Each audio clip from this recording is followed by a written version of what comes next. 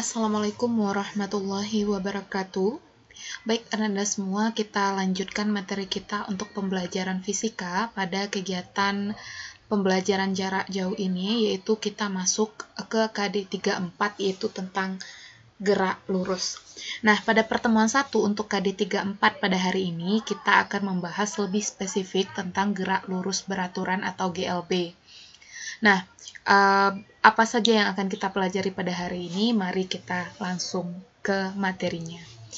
Nah, jadi sebelum kita masuk ke materi gerak lurus, yang pertama kita harus memahami dulu tentang mekanika.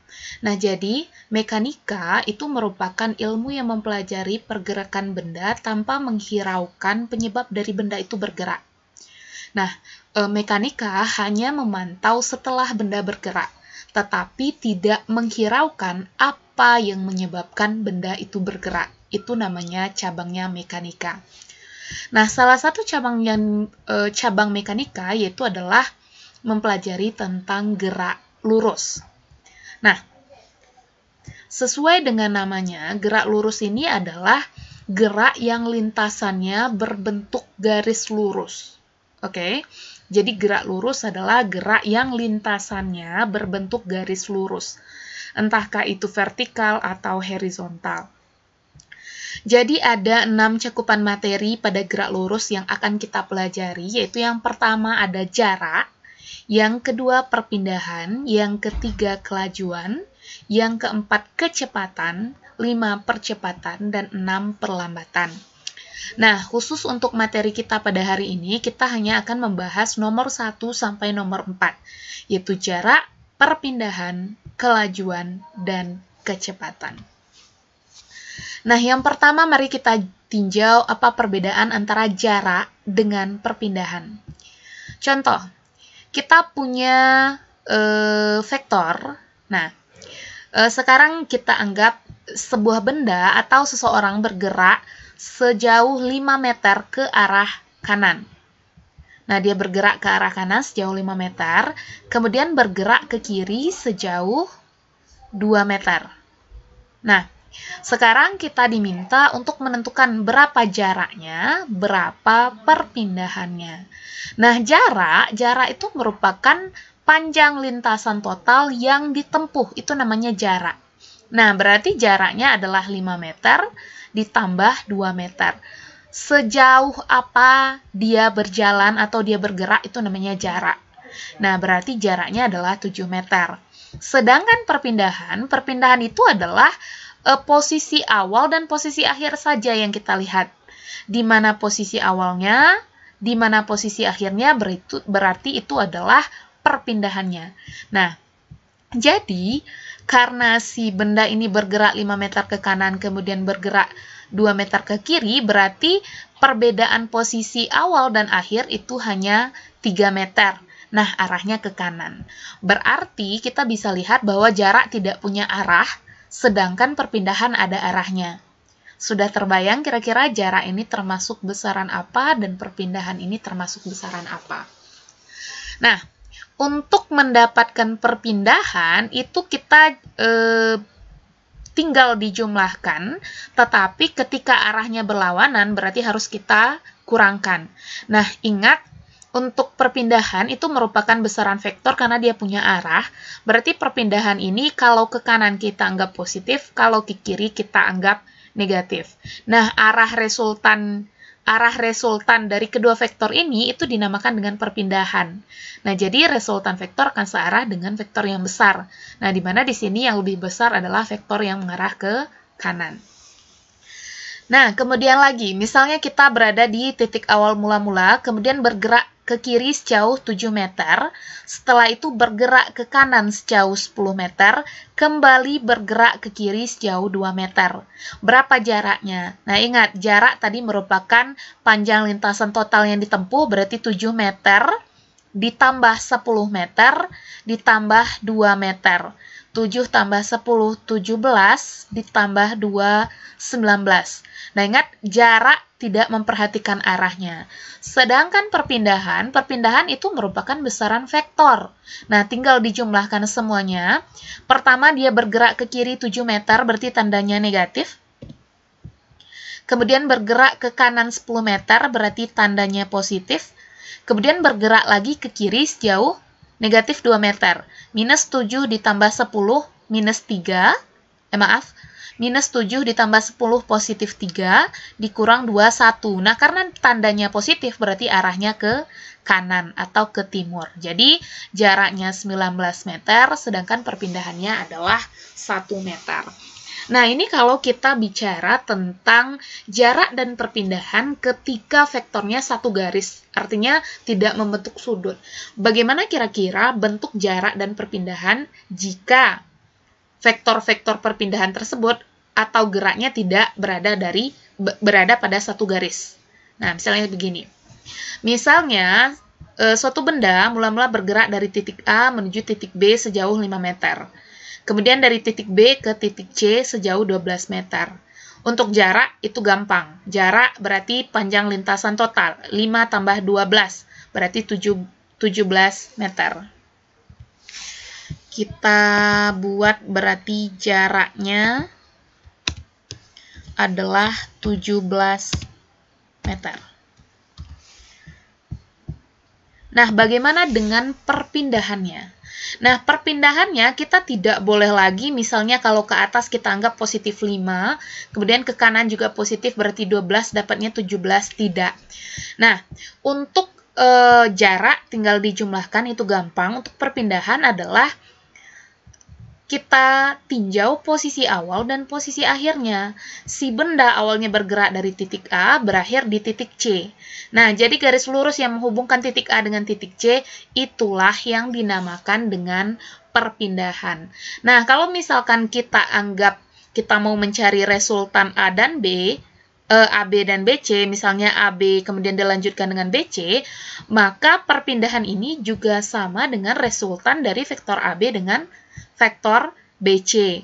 Nah, karena sudut ABC itu adalah siku-siku, segitiga siku-siku, maka kita bisa mencari AC dengan menggunakan hukum Pitagoras. Nah, jadi AC sama dengan AB kuadrat ditambah BC kuadrat. AB nilainya 5 dikuadratkan, BC nilainya 12 dikuadratkan, 5 kuadrat 25, 12 kuadrat 144, 144 ditambah 25 itu 169. Nah, akar dari 169 itu adalah 13 meter. Nah, jadi di sini jelas sekali bahwa jarak itu sama sekali tidak sama dengan perpindahan. Oke, kita lanjut. Nah, misalnya lagi, benda bergerak dari titik A ke titik B, kemudian lanjut ke titik C, titik D, titik E, titik F, titik G, dan titik H. Nah, untuk jarak itu kita hanya menjumlahkan AB tambah BC, tambah CD, tambah DE, tambah EF, tambah FG, ditambah GH. Ini adalah panjang lintasan total yang ditempuh oleh benda tersebut. Nah, bagaimana dengan perpindahan? Perpindahan merupakan garis lurus yang menghubungkan posisi awal dengan posisi akhir. Nah, kalau kita tarik garis lurus, ternyata perpindahannya itu dari titik A ke titik H. Nah, coba perhatikan. AH ini ternyata membentuk segitiga siku-siku. Kalau misalkan kita tambahkan satu lagi, misalnya titik X. Nah, jadi AH sama dengan akar AX kuadrat ditambah XH kuadrat. Nah, dari mana kita bisa mendapatkan AX? Coba perhatikan. Dari A ke X sama tidak dengan dari A ke B ditambah dengan D ke E. Karena D dengan B itu satu garis. Nah, ini dia. Kalau misalkan tanda jarak dari A ke B diketahui, kemudian dari D ke E juga diketahui, maka kita bisa mengetahui berapa panjang dari A ke X. Itu merupakan penjumlahan AB dan DE. Nah, jadi ini logikanya saja. Nah, jadi AX kuadrat ditambah XH kuadrat berdasarkan hukum Pitagoras. Berarti AH sama dengan akar. Nah, AX ini adalah AB ditambah DE dikuadratkan. Kemudian XH itu juga sama dengan FG. Nah, ini sama. Kita lanjut. Nah, jadi setelah kita menguraikan beberapa contoh dari jarak dan perpindahan, kita bisa menarik satu kesimpulan bahwa Jarak itu adalah besaran skalar, artinya jarak tidak punya nilai positif atau negatif, jarak itu dia tidak punya arah. Nah, jadi jarak hanya memiliki nilai. Jadi untuk mencari jarak total, maka kita hanya dengan menjumlahkan lintasan total yang ditempuh. Nah, misalnya ada beberapa kali si bendanya bergerak, berapa jarak pertama, jarak kedua tinggal dijumlahkan tergantung berapa jumlah lintasan yang ditempuh.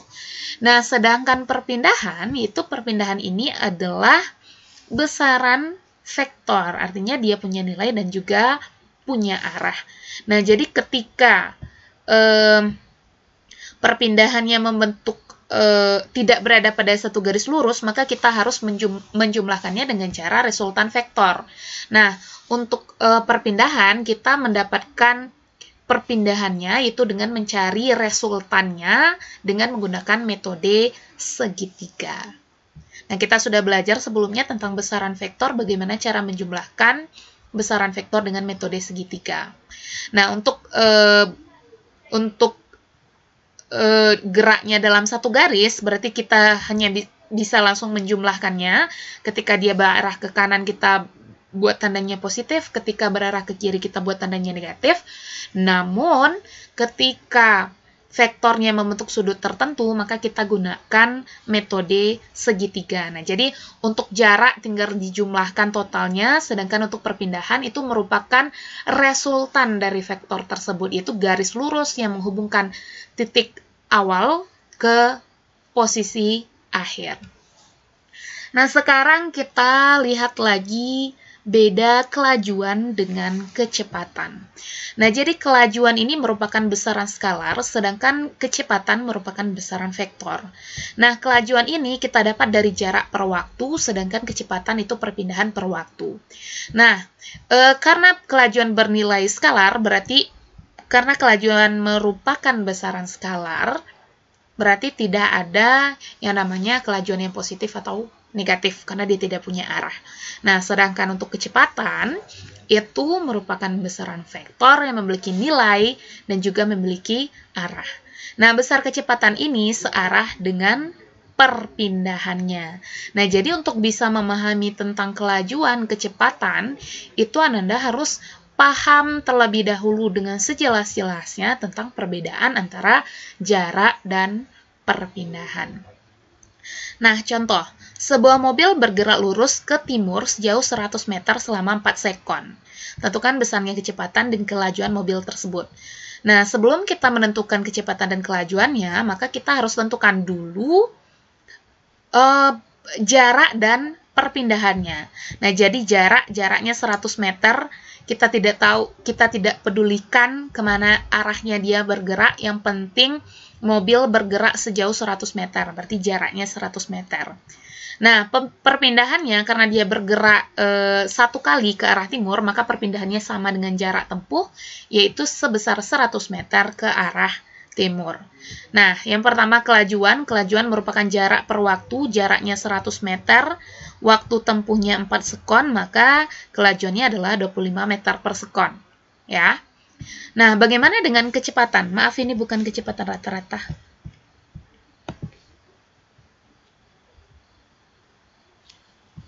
Ini kecepatan saja.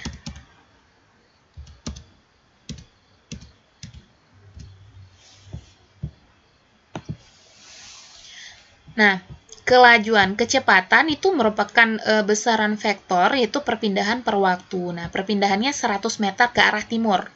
Waktunya 4 sekon, berarti 100 meter ke timur per 4 sekon, dapatnya 25 meter per sekon. Karena kecepatan merupakan besaran vektor, maka arahnya searah dengan perpindahannya. Nah, perpindahannya itu mengarah ke timur, maka kecepatannya juga mengarah ke timur. Kita lanjut. Nah, sekarang kita akan mencari kelajuan rata-rata dan kecepatan rata-rata. Nah, kelajuan rata-rata itu merupakan hasil bagi dari jarak total per selang waktu, sedangkan kecepatan rata-rata adalah perpindahan per selang waktu. Nah, mungkin timbul pertanyaan, apa beda kelajuan dengan kelajuan rata-rata atau kecepatan dengan kecepatan rata-rata. Nah, jadi begini kuncinya. Untuk kecepatan saja atau kelajuan saja berarti bendanya hanya satu kali bergerak dengan satu kecepatan.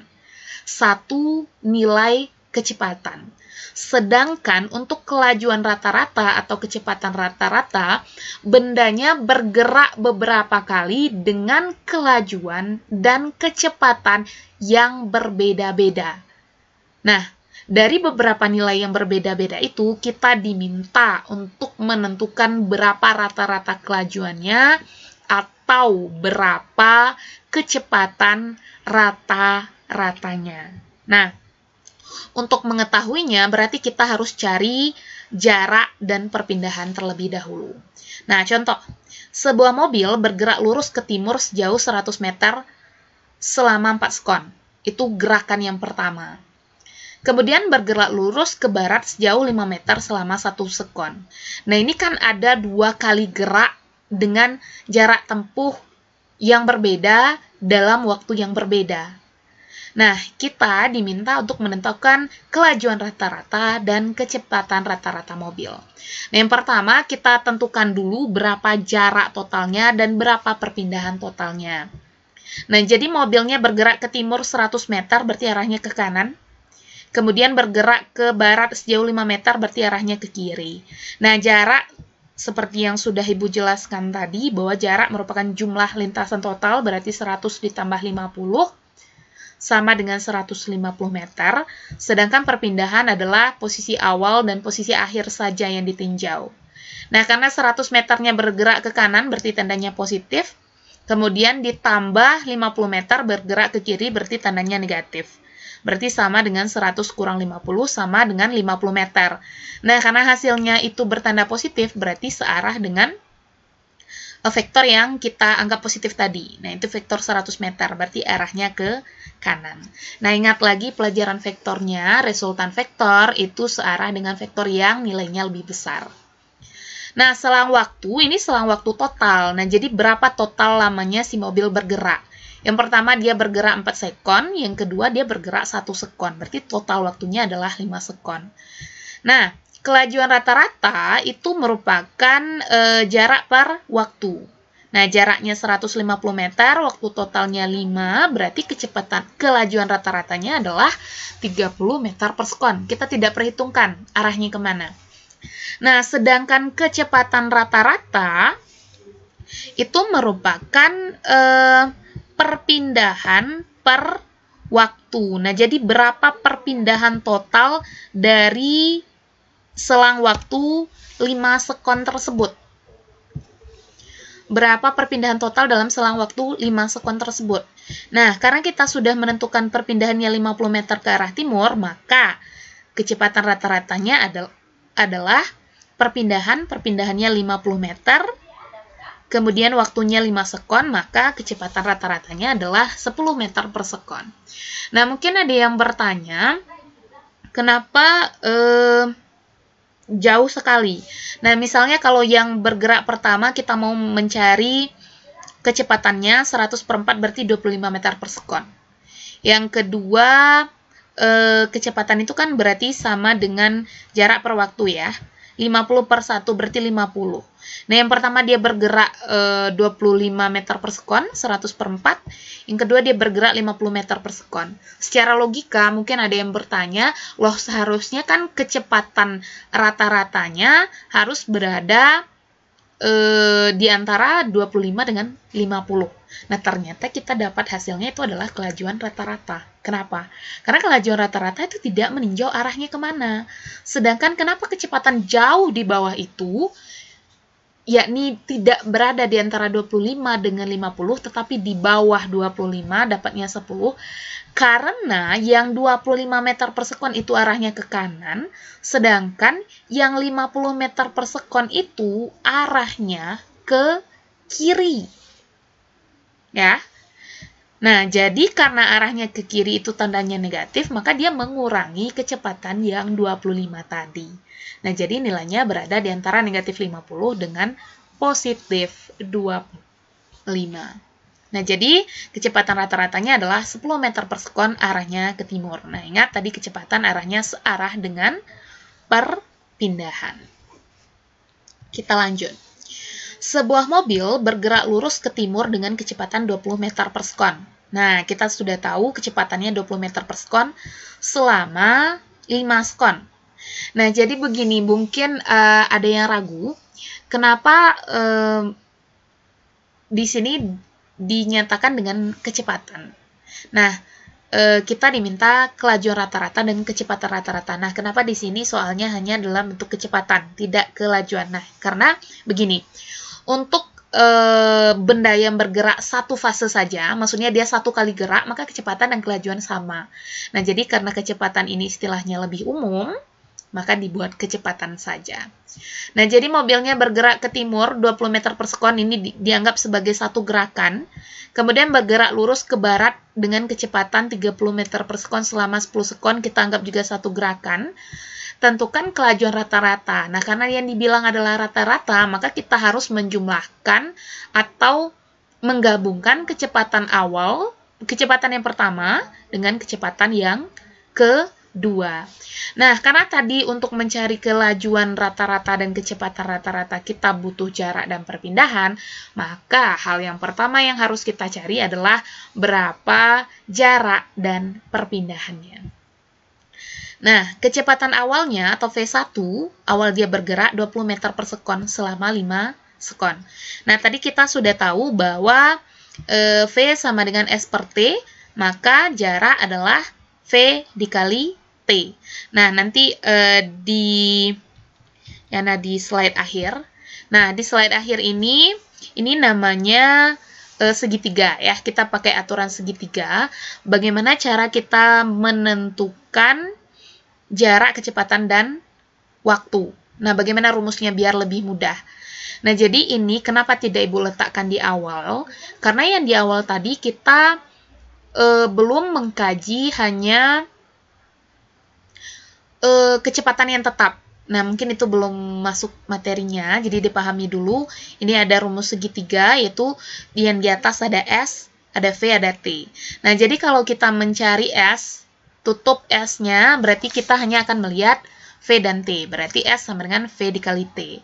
Kalau V, berarti kita tutup V-nya, tinggal yang terbuka S dan T. Berarti V, S per T. Kalau T, berarti S per V. Kalau S, berarti V dikali T. Paham ya? V, S per T, S, V kali T, T, S per V. Nah, berarti S sama dengan V kali T, S sama dengan V kali T. Nah, berarti jarak tempuh yang pertama, itu V1 dikali T1, 20 meter per sekon selama 5 sekon, berarti jarak tempuh yang pertamanya adalah 100 meter. Dengan cara yang sama, kita bisa menentukan jarak tempuh untuk waktu yang kedua, itu S2, V2 dikali T2, kecepatannya 30 meter per sekon, bergerak selama 10 sekon, berarti V2-nya adalah 300 meter. Nah, waktu totalnya yang pertama 5 sekon, yang kedua 10 sekon, berarti totalnya adalah 15 sekon. Nah, karena untuk menentukan kelajuan rata-rata dan kecepatan rata-rata kita butuh jarak dan perpindahan, kita coba gambarkan. Nah, jadi yang pertama, dia bergerak ke timur sejauh 100 meter, didapatkan dari nilai kecepatan dan waktunya 100 meter ke kanan, kemudian 300 meter ke kiri. Nah, ini gerak yang kedua. Gerak yang kedua kita dapat jarak tempuhnya dari rumus S sama dengan V kali T. Nah, berapa jarak total? Tinggal dijumlahkan 100 ditambah 300, dapatnya 400. Kemudian perpindahan itu besaran vektor, berarti kita harus mencari resultan vektor 100 meter ke kanan dan 300 meter ke kiri. 100 meter ke kanan, berarti tandanya positif, 300 meter ke kiri tandanya negatif. Nah, arah resultannya sesuai dengan arah vektor yang lebih besar. Berarti searah dengan S2, berarah ke kiri. Nah, berarti 100 meter ditambah negatif 300, dapatnya negatif 200. Nah, negatif 200 ini menyatakan arahnya searah dengan vektor yang kita anggap nilainya negatif, yaitu ke arah kiri atau ke arah timur. Nah, artinya mobil berpindah sejauh 200 meter ke arah barat. Nilainya 200 meter, tanda negatifnya ini menunjukkan arahnya ke arah barat. Nah, tinggal kita masukkan kelajuan rata-rata itu merupakan jarak total per waktu total. Jarak totalnya 400, waktu totalnya adalah 15 sekon. 400 dibagi 15 itu 26,67. Kita coba dulu 400 dibagi 15, 26,67. Kemudian kecepatan rata-ratanya itu perpindahan per waktu, perpindahannya negatif 200 per 15, dapatnya negatif 13,3 meter per sekon. Nah, negatif ini menunjukkan arahnya, berarti artinya kecepatan rata-rata mobil adalah 13,3 meter per sekon ke barat. Kita lanjut. Sekarang kita mempelajari tentang kelajuan sesaat dan kecepatan sesaat. Nah, jadi kelajuan sesaat itu adalah kelajuan benda pada waktu tertentu. Nilainya skalar, sedangkan kecepatan sesaat adalah kecepatan benda pada waktu tertentu. Nah, apa contohnya? Misalnya kita berjalan ke sekolah pagi-pagi, habis sarapan. Karena energinya masih full, kita berjalan dengan kecepatan yang agak tinggi. Kemudian sudah merasa lelah, kita agak lambat. Nah, yang kecepatan sesaat itu adalah kecepatan pada waktu tertentu. Sebagai contoh, kita berjalan selama 30 detik, yang kecepatannya berbeda-beda. Misalnya diminta berapa kelajuan pada saat detik ke-12. Nah, berarti detik ke-12 itu adalah saat pada waktu 12 sekon itu, berarti itu dinamakan dengan kelajuan sesaat atau kecepatan sesaat. Nah, jadi karena Nanda belum belajar tentang turunan, diferensial sama integral itu tidak Ibu masukkan. Ibu masukkan saja penjelasannya terlebih dahulu. Nah, kemudian kecepatan relatif. Nah, relatif ini artinya tergantung pada orang yang mengamati. Nah, bagaimana maksudnya? Contoh, si A bergerak 50 meter per sekon ke arah kanan.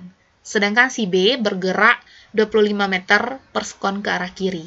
Kalau menurut si A, si B ini bergerak sejauh. Nah, kecepatan A menurut B. Menurut si B, berapa kecepatan si A? Nah, kecepatan si A menurut si B sama dengan VA dikurang VB.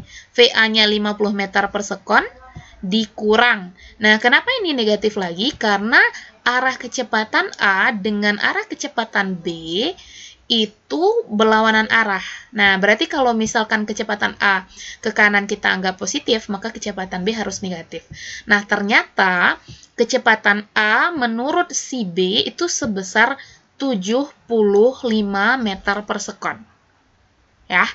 Jadi si B menganggap si A ini bergerak ke kanan sejauh 75 meter per sekon.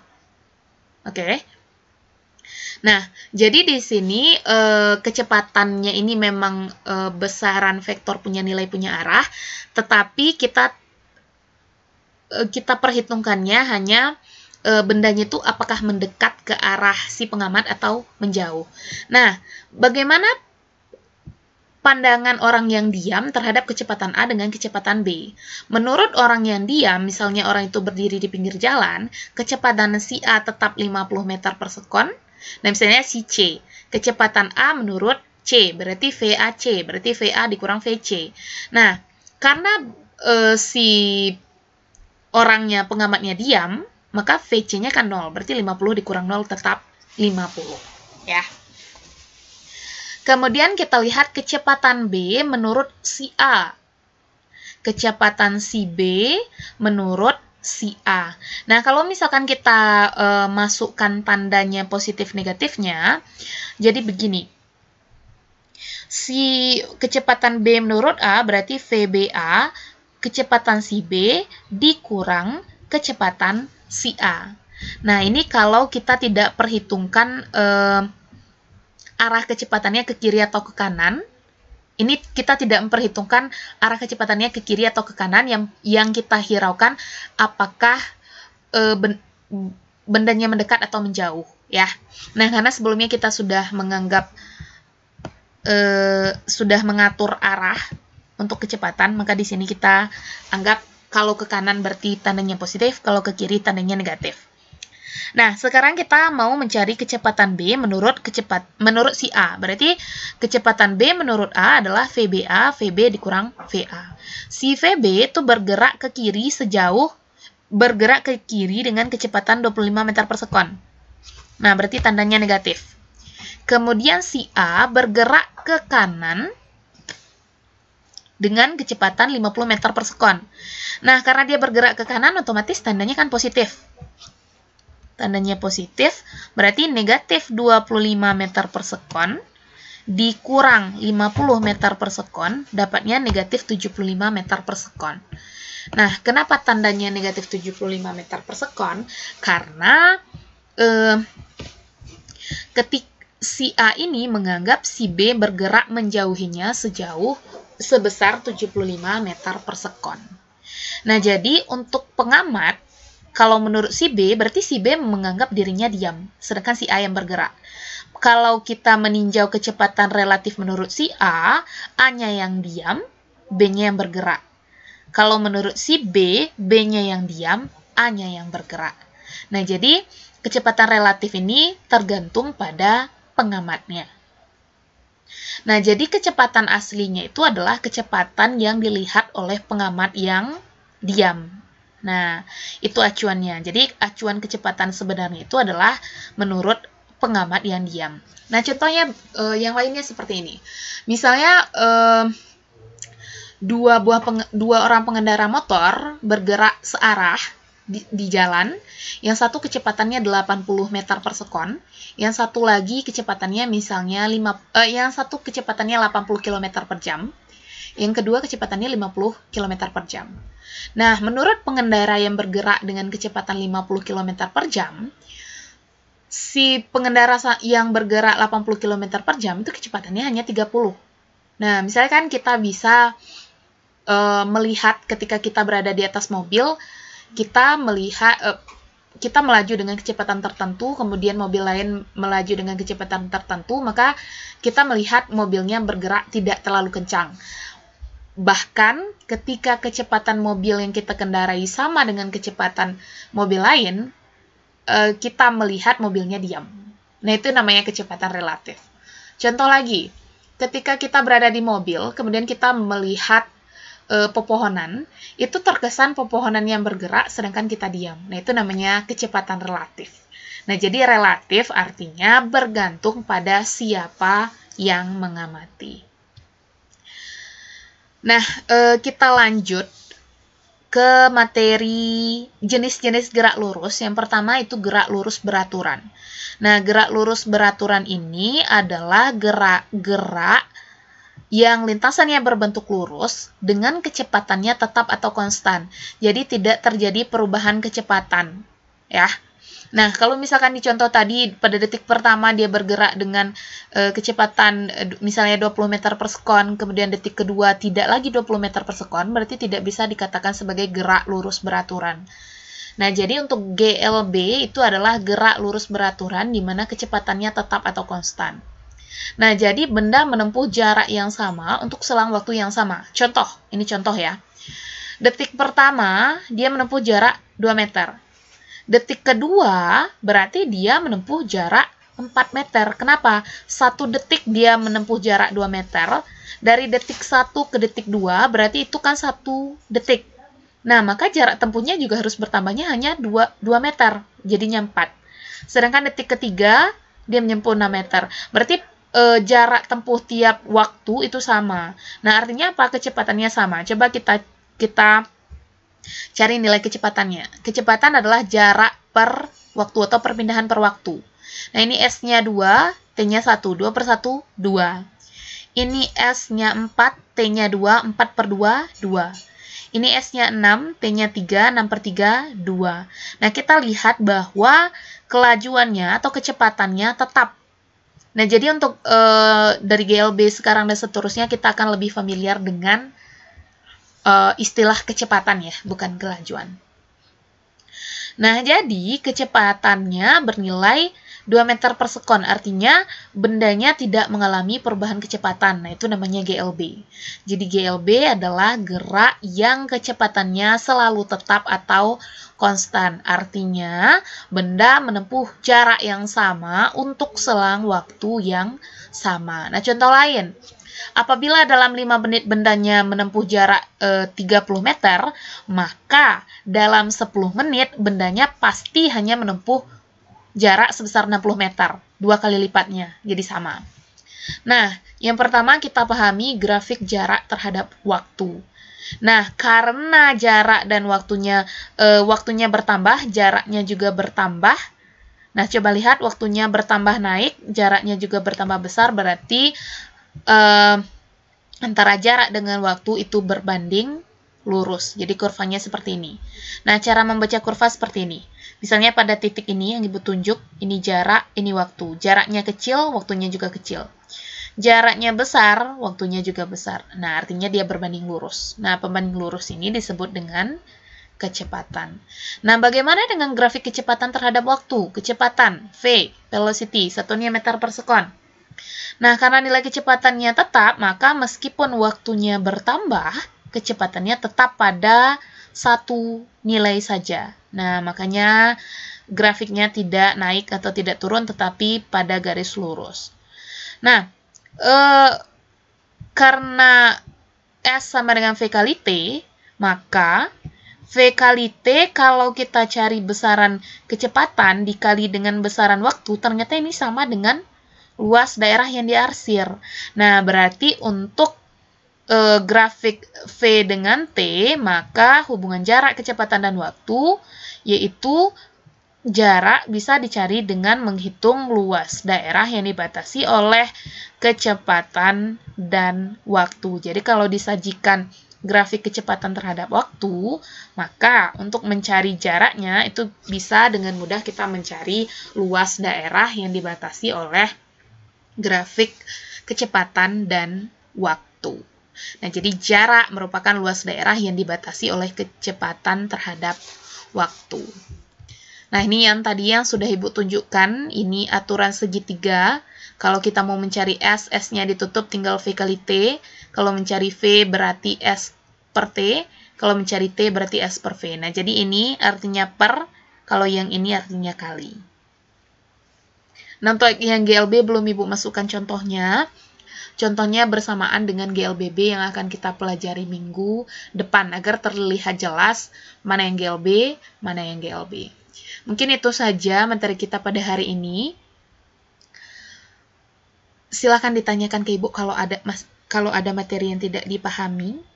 Jangan malu bertanya. Kemudian ingat catatan minggu ini diterima paling telat minggu depan sebagai kehadiran minggu depan. Terima kasih atas perhatiannya. Assalamualaikum warahmatullahi wabarakatuh.